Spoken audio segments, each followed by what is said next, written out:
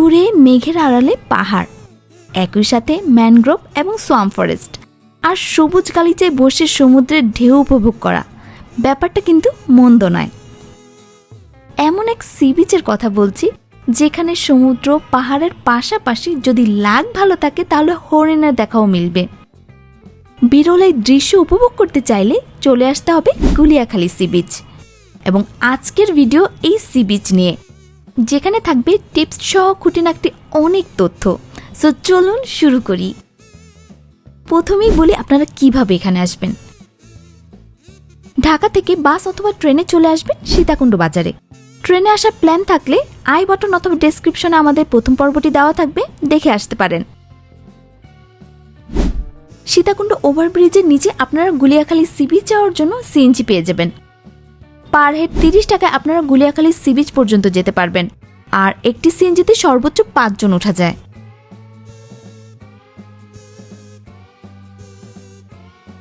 ওকে, আমরা গুলিয়াখালী চলে এসেছি।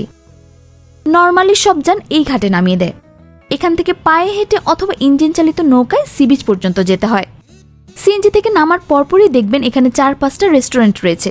আপনারা চাইলে দুপুর অথবা রাতের খাওয়া দাওয়া এখানে করে নিতে পারেন। তাছাড়া চিপস, কোক, পানি এসবও এখানে পাওয়া যায়।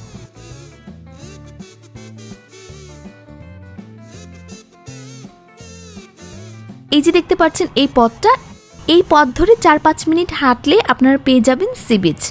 তাছাড়া বোটে করেও আপনারা যেতে পারবেন সি বিচ। লোকালভাবে গেলে আপ ডাউন পার হেড ভাড়া পড়বে 100 টাকা, আর একটি নৌকায় সর্বোচ্চ 15 থেকে 16 জন যেতে পারবেন।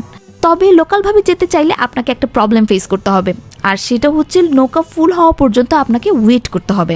বাট আপনারা যদি 8 থেকে 10 জনের একটা গ্রুপ হয়ে থাকেন তবে নৌকা রিজার্ভ নিয়ে যেতে পারেন। সেম পার হেড 100 টাকায় আপনাদের বিচ পর্যন্ত নিয়ে যাবে, দেন আপনাদের জন্য ওয়েট করবে, তারপর ঘোরার শেষে আপনাদের আবার ব্যাক করে নিয়ে আসবে।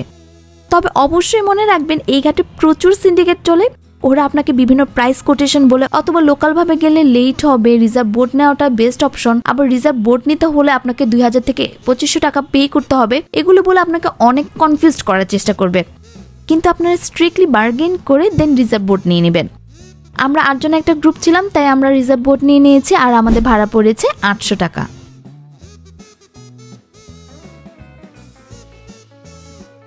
ওকে, আমরা চলে এসেছি গুলিয়াখালী সি বিচ। এখানে যেহেতু এখন প্রচুর পর্যটক আসে, তাই বিচটি ঘিরে বেশ কিছু দোকান হয়েছে, যেখানে চা কফি দোকানের পাশাপাশি বিভিন্ন গিফট শপও করে উঠেছে।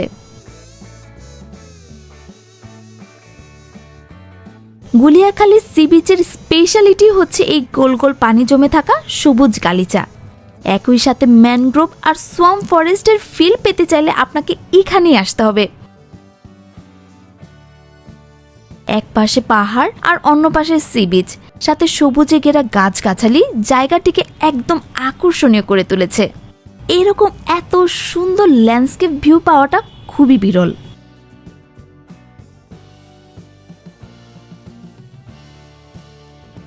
বিচটি লোকালভাবে পরিচিত হলেও পর্যটকের কাছে খুব একটা পরিচিত ছিল না। 2014 সালে চুয়েটের কয়েক বন্ধু মিলে যখন এই বিচটিতে ঘুরতে আসে এবং এর ছবি সামাজিক যোগাযোগ মাধ্যমে ভাইরাল হয়, এবং এরপর থেকে প্রচুর পর্যটক এই বিচটিতে ঘুরতে আসে। তবে অবশ্যই মনে রাখবেন এই বিচটি কিন্তু কক্সবাজার সি বিচ না, সো রাতে এই বিচটি একদম নিরাপদ না। এখানে আপনারা 1 থেকে 1.5 ঘন্টা সময় কাটাতে পারেন। নর্মালি সবাই খৈয়াছড়া, সহস্রধারা 1, সহস্রধারা 2, সুপ্তধারা ঘুরতে এসে ট্রেকিং শেষে এই বিচে আসে। আমরা খৈয়াছড়া ঝর্ণার ট্রেকিং শেষে এই বিচে এসেছিলাম। আপনারা আমাদের খৈয়াছড়া ঝর্ণার ভিডিও না দেখে থাকলে দেখে নিতে পারেন, ডেসক্রিপশনে লিঙ্ক দেওয়া থাকবে, অথবা চাইলে স্ক্রিনে আসা ভিডিওতে ক্লিক করে দেখে নিতে পারেন। বাই, আল্লাহ হাফিজ।